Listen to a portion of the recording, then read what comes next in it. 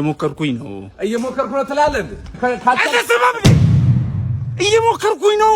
በጣም ብዙ ወጣቶች ከችግር ለመላቀቅ ጥረት እያደረጉ በመሃል ሲከሽፍባቸው እናያለን። ሰላም የኒማ ቤተሰቦች እንዴት ዋላችሁ? እንደሚታወቀው በሀገራችን እጅግ በጣም ብዙ ወጣቶች በሱስ ምክንያት ችግር ውስጥ ይገኛሉ። ከነዚህም መካከል ጥቂት የማይባሉት ወጣቶች ከዚህ ችግር የመላቀቅ ምኞትና ፍላጎት አላቸው። ነገር ግን ምኞትና ፍላጎት ብቻ በቂ አይደለም።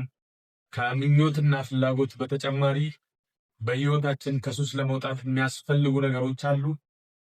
ከነዚህም ውስጥ አንደኛው ኮሚትመንት ነው። አንድ ሰው በጣም ኮሚትድ ከሆነ ከሱስ የመላቀቅ አቅም ያገኛል። ሁለተኛው ደግሞ በጣም ጠቃሚ የሚባለው ውሳኔ ነው። አንድ ሰው ከወሰነ የችግሩን 50% እንደመለሰ ወይ ደግሞ እንደፈታ ይቆጠራል። ሶስተኛውና የመጨረሻው ደግሞ በጣም ብዙ ወጣቶች ከችግር ለመላቀቅ ጥረት እያደረጉ በመሃል ሲከሽፍባቸው እናያለን። ይሄኛው ደግሞ የኮንሲስተንሲ ችግር ነው። አንድ ሰው ከችግር ለመላቀቅ የተወሰነ መንገድ ከሄደ በኋላ ወደኋላ የሚመለስበት ነገር አለ። ለዚህ ደግሞ የሆነ በዘለቄታ ውሳኔዎችን የማስቀጠል ነገር ያስፈልጋል። እናንተ ደግሞ በቤተሰባችሁ ውስጥ የገጠማችሁ ከሱስ ጋር የተያያዘ ነገር ካለ በኮሜንት ሴክሽን እንድታሳውቁ እንጠይቃለን። እንወዳችኋለን። መልካም ጊዜ